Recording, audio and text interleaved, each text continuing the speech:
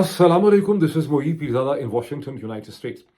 यहाँ United states America के east coast में अभी 18 फरवरी 2025 और मंगल का दिन चल रहा है, दोपहर का वक्त है। लेकिन पाकिस्तान में बरसगीर हिंदुस्तान पाकिस्तान में मशरिक़ वस्ता में अब आधी रात से आगे का वक्त है, चूँकि वहाँ तकरीबन 9-10 घंटे वक्त जो है वो आगे होता है, डिपेंडिंग अपॉन कि आप किस रीजन में हैं। चूँकि मैं तकरीबन 24 घंटे के बाद इस यूट्यूब चैनल पे लौट रहा हूँ, इसलिए पाकिस्तान के हवाले से, यूरोप के हवाले से, अमेरिका के हवाले से, दुनिया के हवाले से, ख़ास करके जो डेवलपमेंट्स हो रही हैं, जो हुई हैं रशिया और अमेरिका के दरमियान में सऊदी अरब में जो मीटिंग हुई है, उस हवाले से एक इम्पॉर्टेंट अपडेट और ओवरव्यू मेरे सामने है, जिसकी बहुत सी तफ़सीलात जो हैं, मैं उसकी जो इन डेप्थ एनालिसिस है, वो अगले वीलॉग में मैं आपके सामने लेकर आऊँगा। और आगाज़ मैं करूँगा पाकिस्तान से, क्योंकि बहुत से लोग चाहते हैं कि पाकिस्तान से ही बात का आगाज़ किया जाए। But before I move to, मैं इससे पहले कि मैं तमाम चीज़ों की तरफ चलूँ, मैं आपको याद करवाऊँगा, रिमाइंड करूँगा और आपसे रिक्वेस्ट करूँगा कि अगर अभी तक आपने इस यूट्यूब चैनल को जॉइन नहीं किया, इसे जॉइन करें, सब्सक्राइब करें, बेल आइकन, बल्कि तमाम जो ऑल नोटिफिकेशंस हैं उन्हें खोलें, बिकॉज़ इस चैनल को इसकी विजिबिलिटी को रिड्यूस करने के लिए और इसके एल्गोरिदम को डिस्टर्ब करने के लिए बहुत सी कोशिशें की जाती हैं। अगर आप ऑल नोटिफिकेशंस खोलेंगे तो ये आपकी कंट्रीब्यूशन होगी इसकी विजिबिलिटी को ज़िंदा रखने के लिए। और मुझे बाज़ लोगों ने एडवाइस किया है कि मुझे एक व्हाट्सएप चैनल बनाना चाहिए ताकि एक डायरेक्ट कनेक्शन जो है वो इस्टेब्लिश हो, मैं उस पर भी काम करने की कोशिश करूँगा, मतलब सुस्ती है जो नहीं किया।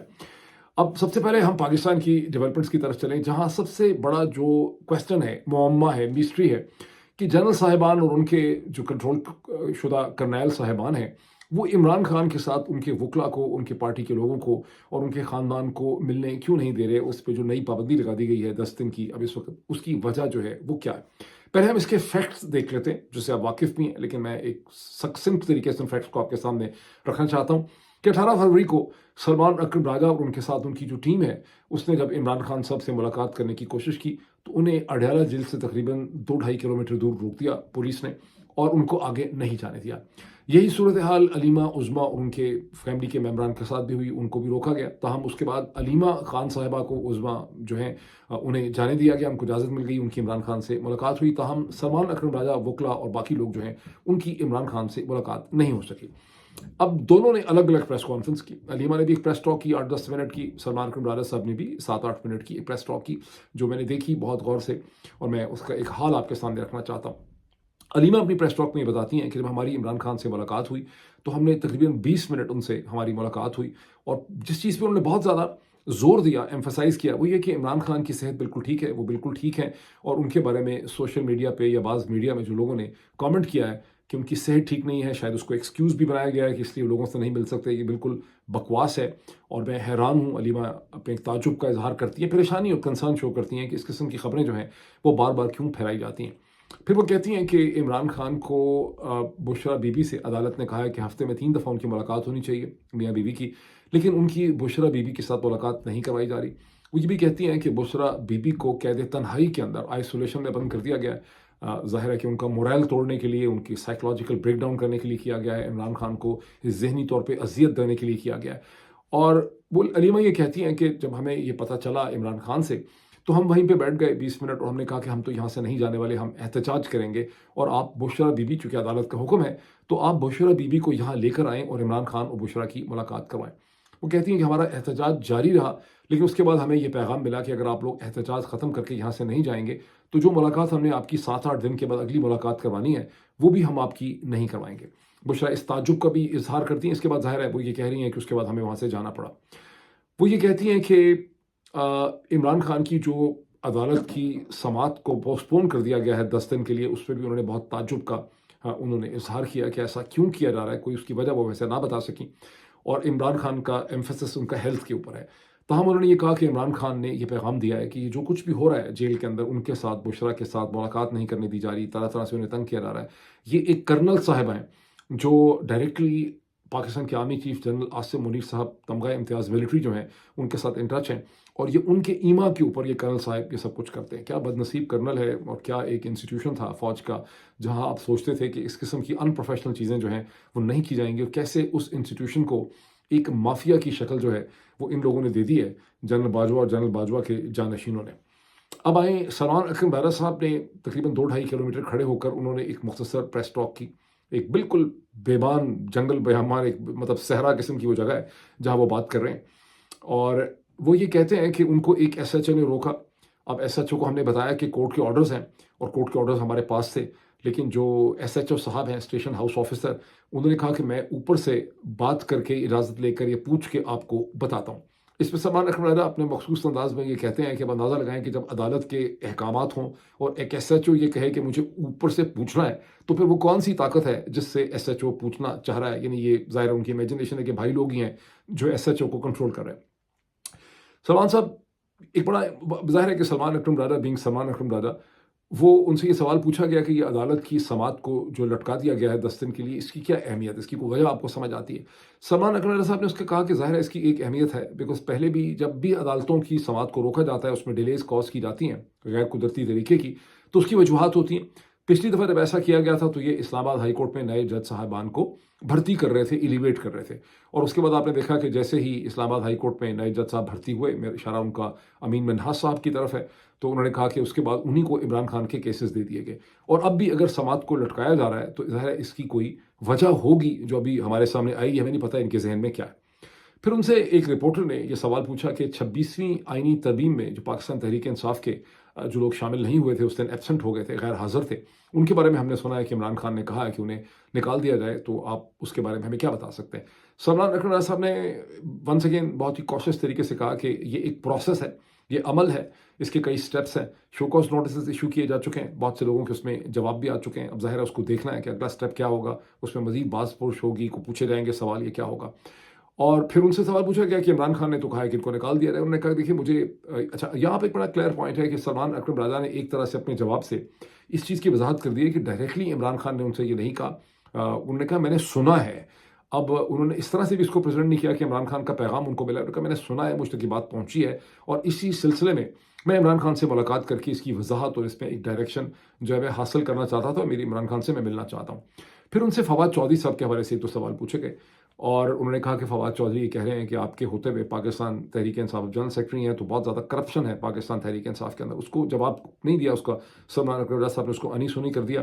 پھر ان سے پوچھا گیا کہ بھئی فواد چودھری جو ہے ان کو کیا وہ ان کا جو مار پیٹ انہوں نے کی ہے، تھپڑ مارے ہیں، اس پہ آپ کا کیا ریئیکشن رد عمل ہے، اس پہ ایکشن ہو رہا ہے؟ تو میں نے آپ کو پہلے میں نے صرف قیاس کیا تھا پچھلے ویلاگ میں نے یہ کہا تھا کہ میں سمجھتا ہوں کہ جو اتنی اسٹرانگ پوزیشن لی ہے پاکستان تحریک انصاف نے اپنے ریٹن نوٹیفیکیشن میں، وہ ڈیفینیٹلی طور پہ سلمان اکرم راجہ صاحب کی کنوکشن اس کے پیچھے ہوگی، بیکاز سلمان اکرم راجہ کی چونکہ ظاہر ہے معاملات کو سمجھتے بھی ہیں، قانون دان بھی ہیں، اور ایک ڈسپلنیرین بھی ہیں، ان کا ایک اپنا خاص قسم کا مزاج ہے، وہ ریٹرک کے عادی نہیں ہے، تو انہوں نے یہ یقینی طور پہ سمجھا ہوگا کہ فواد چودھری نے جس قسم کی حرکت کی ہے یہ ان ایکسیپٹیبل ہے، یہ ناقابل برداشت ہے، تو اسی لیے حوالے سے سلمان اکرم راجہ صاحب سے سوال بھی پوچھا گیا۔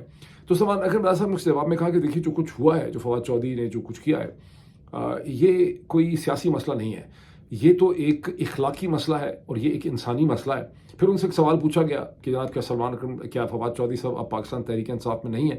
اس کا انہوں نے ایک سنگل ورڈ کا جواب دیا کہ نہیں، وہ اب پاکستان، یعنی بیسکلی انہوں نے کہا کہ نہیں، اب وہ پاکستان تحریک انصاف سے ان کا کوئی تعلق نہیں۔ میں ذاتی طور پہ سمجھتا ہوں کہ مجھے بڑی ہمدردی ہے کہ فواد چودھری جو کئی ہفتوں مہینوں سے مہینوں سے بلکہ کوشش کر رہے تھے، اور کئی انہوں نے اس میں روپ دھارے، کئی انہوں نے کوششیں کی، بہت انہوں نے ایک کیمپین رن کی، بہت سا انہوں نے ایک بیانیہ شیپ کرنے کی کوشش کی، ان کی اہلیہ جو ہیں وہ بھی اس میں بہت سرگرم نظر آئیں، وہ بھی بہت ایفرٹ کرتی رہیں، کہتے ہیں انہوں نے بھی عمران خان سے جا کے ملاقاتیں کی، انہوں نے بنیادی طور پہ عمران خان سے معافی مانگنے کی کوشش کی، انہوں نے اپنے جو پچھلی غلطیاں تھیں اس کو انہوں نے ایک طرح سے اپولوجائز کرنا چاہا اس کے اوپر، لیکن اس سٹیج کے اوپر فواد چودھری اپنے سیلف کنٹرول نہ رکھنے کی وجہ سے، جو ان کا ایک مزاج کے اندر، اور یہ ایک عجیب و غریب قسم کا پہلو ہے، یعنی فواد چودھری، سوری میں نے کہیں سلمان تو نہیں کہہ دیا، فواد چودھری جو ہیں وہ ایک انٹیلیجنٹ آدمی ہے، ایک پنجاب کے سیاستدان ہیں، لیکن اپنے سیلف کنٹرول نہ رکھنے کی وجہ سے انہوں نے اپنے لیے مسئلہ پیدا کیا، اور 2 دفعہ پہلے بھی اس طرح کی انہوں نے بات کی جو سب لوگ اس سے واقف ہیں، یعنی ہاتھ چلاکی جسے کہتے ہیں، اور اس وقت چونکہ عمران خان نے اسے برداشت کیا، اسی سٹیج پہ اگر عمران خان ان کی پبلک سرزنش کر دیتے کہ ان کے خلاف ایک ڈسپلنری کارروائی کرتے تو شاید فواد چودھری کی ایک درستگی ہو جاتی ان کے کنڈکٹ کی، ان کے بیہیویئر کی۔ وہ جو ملا نصیر الدین کا ایک بڑا مشہور قصہ ہے، آپ لوگ پوچھیں کون سا قصہ، اگر آپ لوگوں کو نہیں پتا تو میں اگلی دفعہ آپ کو بتاؤں گا، کہ جس میں ملا نصیر الدین کہتے ہیں کہ تربیت کرنے کے بہت سے طریقے ہوتے ہیں، چونکہ عمران خان نے ان کی تربیت نہیں کی، اس لیے آج فواد چودھری صاحب کو یہ دن بھی جو ہے وہ دیکھنا پڑا ہے۔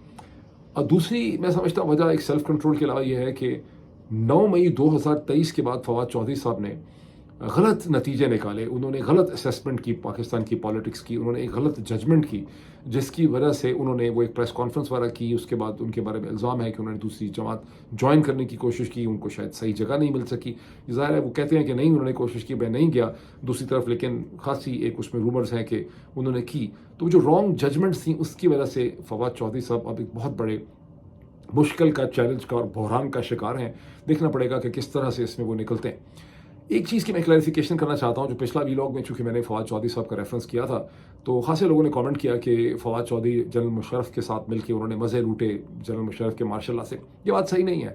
فواد چودھری جنرل مشرف کے اسپوکس پرسن بنے جب جنرل مشرف پریزیڈنٹ بھی نہیں رہے تھے. مارشل لا ایڈمنسٹریٹر تو دور کی بات ہے, پریزیڈنٹ بھی نہیں تھے.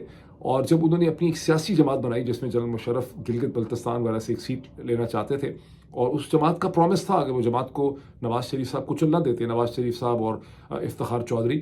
تو میں سمجھتا ہوں کہ جنرل مشرف پاکستان کی پالیٹکس میں ایک x army general, x president کی حیثیت سے بہت بہتر رول پلے کر سکتے تھے.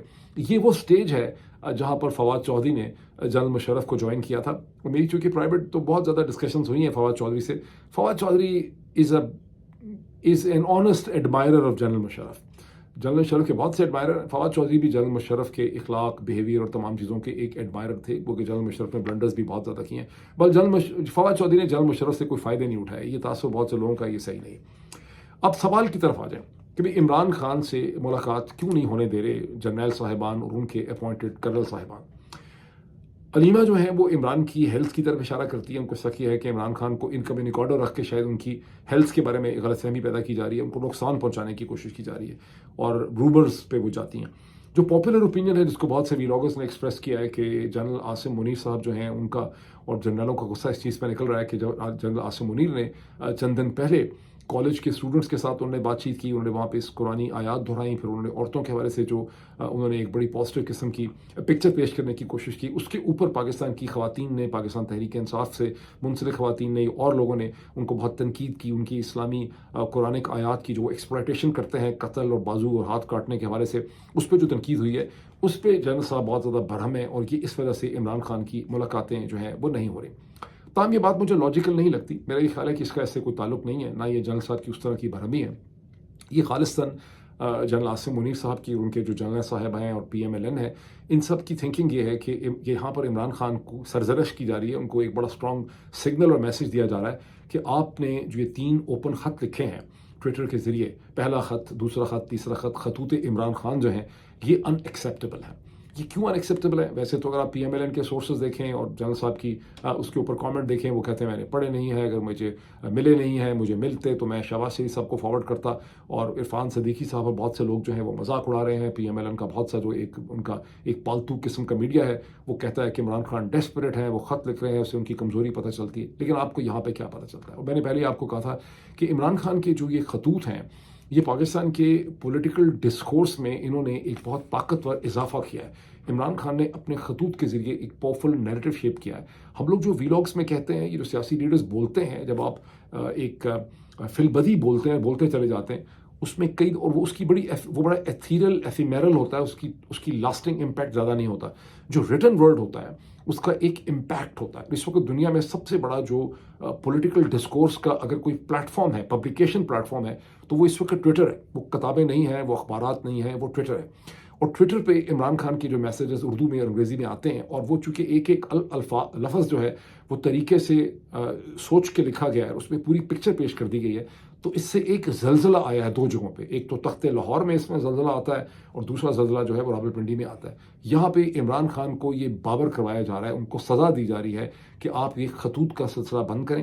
اور چونکہ عمران خان سے ویسے تو پتہ نہیں وہ اتنے لمبے لمبے میسیجز کس طرح سے باہر جاتے ہیں, لیکن ظاہر ہے ایکسکیوز تو یہی ہے کہ جو وکلا آتے ہیں, پارٹی کے لوگ ملتے ہیں, ان کے گھر والے ملتے ہیں, خاص کر کے وکلا ملتے ہیں, وہ یہ میسیجز جو ہے وہ باہر لے کے جاتے ہیں. تو اس لیے اس پروسیس کو اور کمیونیکیشن چینل جو ہے اسے یہاں پر بند کرنے کی کوشش کی گئی. This brings me to a very difficult painful question, جو میں کئی دفعہ دہرا چکا ہوں. اور سوال یہ ہے کہ کیا عمران خان کو اپنے آپ کو اس طرح سے جیل میں بند ہونے دینا چاہیے تھا؟ بیکاز عمران خان اگر چاہتے کہ وہ اڈیالہ کی جیل میں لینڈ نہ کریں تو وہ حالات کو ڈفرینٹ طریقے سے سچویشن کو ڈیل کر سکتے تھے.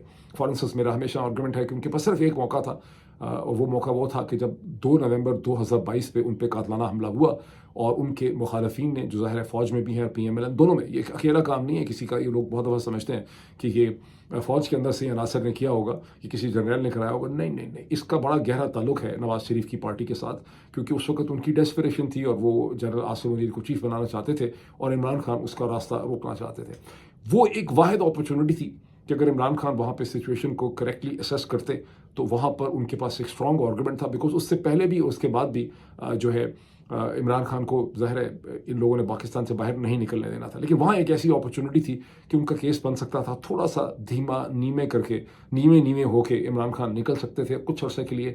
ہی کوڈ ہیو لائے لو کئی ہفتوں کئی مہینوں میں، اور اس کے بعد وہ اپنے آپ کو ریسریکٹ کر سکتے تھے. یہ میرا آرگومنٹ ہے. ظاہر ہے کہ بہت بڑی تعداد آپ میں سے 90% سے زیادہ جو ہے وہ اسے رد کرتی ہے. اور جو رد، اس پہ 2 پرسپیکٹو ہیں. جو لوگ رد کرتے ہیں، جو آپ میں سے 90% سے زیادہ ہیں، اور جو چھوٹی سی مائنورٹی میرے ساتھ ایگری کرتی ہے جو 10% ہوگی میکسیمم، جو پرسپیکٹو ہے وہ یہ ہے کہ عمران خان نے جس جرت، دلیری، بہادری اور اصول پسندی کا انہوں نے ثبوت دیا، اصول پہ چونکہ کھڑے ہیں، وہ جیل میں چلے گئے. اسی وجہ سے پاکستان تحریک انصاف میں جان پڑی ہے. اسی وجہ سے عمران خان جو ہے وہ پاپولر ہیں. اور چونکہ یہ اور ورنہ یہ اگر نہ ہوتا تو وہ عمران خان جو ہیں وہ پھر شریف خاندان، زرداری خاندان یا باقی سب کی کیٹیگری کے اندر جو ہے وہ فال کرتے. میرا پرسپیکٹو یہ ہے کہ بالکل صحیح نہیں ہے. عمران خان کا کیس شریف خاندان سے، ایم کیو ایم کے الطاف حسین سے اور زرداری خاندان سے بالکل یکسر جو ہے وہ مختلف ہے. اور میں اس کے اوپر بہت لمبی ایک پوری ڈیبیٹ آپ کے سامنے کر سکتا ہوں. لیکن اگر عمران خان برطانیہ، یورپ اور امریکہ کے درمیان میں ہوتے، میں یہ سمجھتا ہوں کہ عمران خان کی طرح کا آدمی جو لرن کرتا ہے، کیونکہ ایک بہت خوبصورتی عمران خان کی ہے کہ وہ اپنے ہر انٹریکشن سے لرن کرتے ہیں. تو عمران خان پاکستان کا جو پورا سسٹم ہے اس کے اوپر بہت زیادہ پریشر بلڈ اپ کر سکتے تھے انٹرنیشنل. اور اس میں میری اسمپشن بھی یہ ہے جو بہت سے لوگ نہیں سمجھتے. لوگ یہ سمجھتے ہیں کہ جو کچھ بھی ہے وہ پاکستان کے اندر ہی ہو رہا ہے. نہیں، میرا نہیں خیال.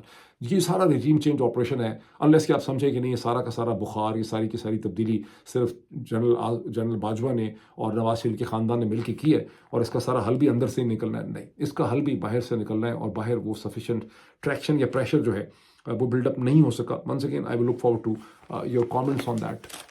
کہ اس میں اور بھی میں نے آپ کو کہا کہ بہت میں اس میں ایکسپلین کر سکتا ہوں. اب چلتے ہیں ویری کوئکلی انٹرنیشنل ڈیولپمنٹس کی طرف. جیسا کہ میں نے آؤٹ سیٹ میں کہا کہ میں اگلے ویلاگ کے اندر اس کی بہت سی ڈیٹیلز آپ کے ساتھ شیئر کروں گا، بیکاز بہت بڑی ڈیولپمنٹس ہیں یورپ کے اندر. اینالسٹ یہ محسوس کرتے ہیں کہ world order is changing. Actually Europe میں بہت زیادہ پریشانی پائی جاتی ہے.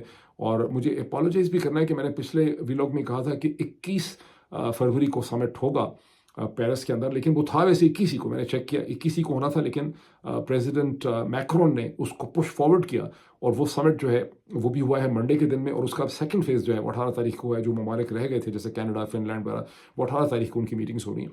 تو یہ بہت امپورٹنٹ سمٹ ہے. لیکن اس وقت میرے سامنے جو چیز فوکس ہے مطلب وہ یہ ہے کہ سعودی عرب کے اندر گزشتہ 24 گھنٹوں میں رشینز اور امریکن ٹیمز میں جو میٹنگ ہوئی ہے اس پہ وہ بڑی انکنکلوسیو رہی ہے. اس کا کوئی پازیٹیو نتیجہ جو ہے وہ نہیں نکل سکا. پازیٹیو کیوں نہیں نکلا؟ بیکاز ایکسپیکٹڈ یہ تھی کہ اس کا فوراً بعد امریکنز اور رشینز جوائنٹلی اناؤنس کریں گے، تاریخ دیں گے کہ امریکہ کے صدر ڈونلڈ ٹرمپ اور روس کے صدر پریزیڈنٹ پوٹن کے درمیان ملاقات ہوگی. کب ہوگی، کتنے دن میں ہوگی، کس جگہ ہوگی؟ ایکسپیکٹڈ تھا سعودی عرب میں ہوگی. اور بات ہے کہ ترکی کے صدر ایردوغان جو ہیں انہوں نے یہ بھی آفر کی ہے کہ ایسی ملاقات جو ہے اس کے لیے سب سے سیوٹیبل ملک جو ہے وہ ترکی ہے. اور وہ صحیح کہتے ہیں، بیکاز ہسٹوریکلی اگر آپ دیکھیں اس جنکشن کے اوپر تو ترکی کی امپورٹنس بنتی ہے. اس کے روس کے ساتھ بھی بڑے تعلقات رہے ہیں، ہسٹورک ریلیشن شپ رہا ہے، انٹریکشن رہا ہے. اس کے ویسٹ کے ساتھ بھی تعلقات ہیں، وہ نیٹو کا بھی کنٹری ہے. انہوں نے بھی یہ آفر کیا. اچھا، اب یہ ملاقات نہیں ہوئی. آؤٹ کم کیا نکلا ہے بجائے پوٹن ڈونلڈ ٹرمپ کی ملاقات کے؟ آؤٹ کم یہ نکلا ہے کہ کہا گیا ہے کہ ہائی لیول ٹیمز تشکیل دی جائیں گی امریکہ کی طرف سے، روس کی طرف سے. ان کی سیریز آف ڈسکشنز ہوں گی. اور ایمبیسیز جو ڈسفنکشنل ہیں روس کی واشنگٹن کے اندر، امریکہ کی ماسکو کے اندر، ان کو فنکشنل کیا جائے گا، اپ گریڈ کیا جائے گا. یہ جو وڈرا وغیرہ کیا تھا ڈپلومیٹس کو.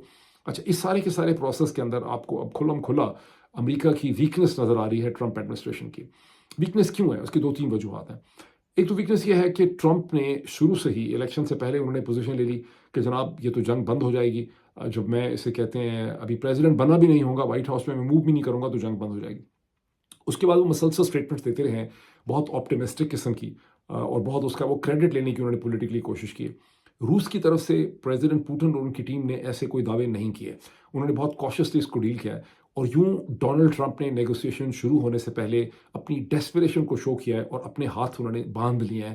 اب اگر اس کا رزلٹ نہیں نکل رہا تو امریکہ کے اندر اور ویسٹ کے اندر ڈونلڈ ٹرمپ جو ہے ان کی سوکی بھی ہو رہی ہے اور ڈونلڈ ٹرمپ کمزور نظر آ رہے ہیں. پھر اس سے بڑا ایک بہت بڑی وجہ یہ بھی ہے کہ جو جنگ ہوئی ہے گزشتہ 3 برس کی، اس میں روس کا پلہ بھاری ہے اور روس اس میں ایڈوانس کر رہا ہے. اس وقت 20% سے زیادہ جو یوکرین کی ٹیریٹری ہے، اور یوکرین رشیا کے بعد دوسرا بڑا ملک ہے یورپ کے اندر. تو آپ اندازہ لگا لیں کہ 2-2.5 لاکھ اسکوائر کلومیٹر یا میل جو ہیں وہ اس وقت روس کے قبضے میں، وہ بھی تو رشیا وہاں پر بھی اسٹرانگ ہے. اور تیسرا فیکٹر یہ ہے کہ چین کے حوالے سے امریکہ میں بہت زیادہ ڈیسپریشن جو ہے وہ پائی جاتی ہے کہ ہماری تمام تر توجہ جو ہے وہ ایسٹ ایشیا اور چین کی طرف جو ہے وہ ہونی چاہیے. اس میں ایک اور بھی بڑی کمزوری سامنے آئی ہے، وہ یہ ہے کہ ڈونلڈ ٹرمپ کی جو ٹیم ہے اور جو رشین ٹیم ہے ان کے درمیان میں زمین آسمان کا فرق ہے. رشین ٹیم جو ہے اس میں سرجی لیوروف جو ان کے فورن منسٹر ہیں اور ان کی جو ایڈ ہیں فورن پالیسی کے، فورن افیئرس کے، وہ ہیں اوری اوشاکوو. اور یہ دونوں جو ہے ان کا 30 کہتے ہیں 34 برس کا ان کا فورن پالیسی کا اور امریکہ سے دنیا سے ڈیل کرنے کا ان کا ایکسپیرینس. ان کے مقابلے میں جو امریکن ٹیم ہے وہ بالکل ان ایکسپیرینس ہے. Marco Rubio, senator Marco Rubio, ان کے ساتھ مائک والٹس جو پہلے کرنل تھے، اس کے بعد فاکس کے اینکر پرسن تھے، اور اسٹیو وٹکاف جو ایک ریئل اسٹیٹ کے نیو یارک کے ایک زمین کا کام کرنے والے مطلب ٹھیکیدار آپ کہہ لیں کہ اسٹیو وٹکاف ہے، اور ان کو انوائے بنایا گیا مڈل ایسٹ کا. تو ان تینوں کا کسی قسم کا کوئی ایکسپیرینس نہیں ہے. پریزیڈنٹ تو 20 جنوری کو پریزیڈنٹ بن گئے تھے، ابھی 20 فروری نہیں آئی ہے، لیکن ان کی ٹیم تو اس کے بعد انڈکٹ ہوئی ہے، ان کے بعد ان کی کانفرمیشنز ہوئی ہیں. تو 15 دن کا ان کا ایکسپیرینس نہیں ہے اس ٹیم کا دنیا سے ڈیل کرنے کا. اور یہ ایسا ہی ہے جیسے کسی نے لکھا ہے، میں دیکھ رہا تھا، کوئی کہہ رہا ہے کہ ایسے ہی ہے جیسے ایک بینکنگ سسٹم میں، انویسٹمنٹ بینکنگ میں کسی بینک کے اندر ایک طرف انٹرنی ہو اور دوسری طرف چیف ایگزیکٹو آفیسر اور CFOs ہو جن کے ساتھ آپ میٹنگ کر رہے ہیں. یا اگر ہاسپٹل کے کانٹیکس میں اس کو انڈرسٹینڈ کریں تو ایک طرف انٹرنی ہے، سرجیکل انٹرنی جس کو ابھی 15 دن ہوئے، اور دوسری طرف پروفیسرز آف میڈیسن یا پروفیسر سرجری جو ہیں وہ ٹیبل کی دوسری طرف بیٹھے ہوئے ہیں. تو اب یہ جو ٹیمز بنیں گی اس میں دیکھنا پڑے گا کہ کس کو یہ لے کر آئیں گے. میری انڈرسٹینڈنگ ہے کہ ان کو کوئی ایکس سیکرٹری اسٹیٹ کے ایکس جنرلز جیسے ریمزے کلارک تھے جنہوں نے یورپ میں ڈیل کیا، یا جنرل پیٹرس، اب یہ ظاہر ہے سارے ریپبلکن ڈیموکریٹک ہیں، تو ان کو لانے پڑیں گے بڑے سینئر قسم کے لوگ، ادروائز یہ ڈیل نہیں کر سکیں گے رشین ٹیم کے ساتھ.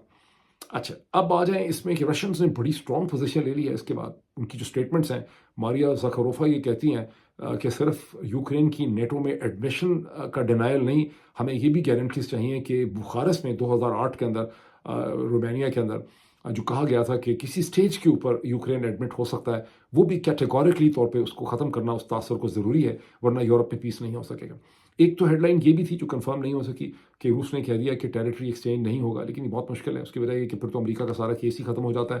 یہاں پر یہی ہے کہ کتنی ٹیریٹریز جو ہیں وہ واپس ہو سکتی ہیں.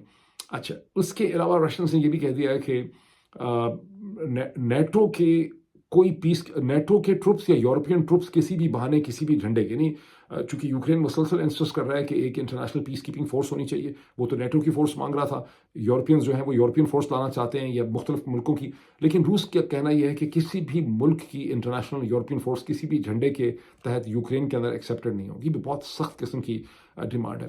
امریکنز نے اپنے ہاتھ کاٹ لیے ہیں. انہوں نے یہ بھی انڈیکیٹ کر دیا ہے کہ روس سے سینکشنز جو ہیں وہ اٹھائی جائیں گی. یہاں پر کیا گیم ہے، امریکہ گیم کھیلنا کیا چاہتے ہیں، وہ میں آپ کو اگلے ویلاگ میں بہت تفصیل سے بتاؤں گا. کھیل ان کی بھی بڑی انٹیلیجنٹ ہے. وہ تو یہ انڈیکیٹ کر رہے ہیں کہ روس کو ہم یورپین سسٹم کے اندر لے آئیں گے، روس ہمارا دشمن ہی نہیں ہے، جیسے کہ پروفیسر جان مرشائمر جو ہیں وہ مسلسل کہتے ہیں، اور ہمارا تو دشمن جو ہے چین ہے. یہ بات دیکھنے میں بڑی سمپل سی لگتی ہے، بے وقوفی کی لگتی ہے کہ کیا پوٹن ان کی بات جو ہے اس کے بے وقوفی بہلاوے میں آ جائیں گے جبکہ شی جن پنگ ان کے ساتھ کھڑے رہیں. لیکن یہ بات اتنی سمپل نہیں ہے. میں اگلے ویلاگ میں آپ کو ایکسپلین کروں گا. ابھی اتنا ہی، پھر آپ سے ملاقات ہوتی ہے. Thank you.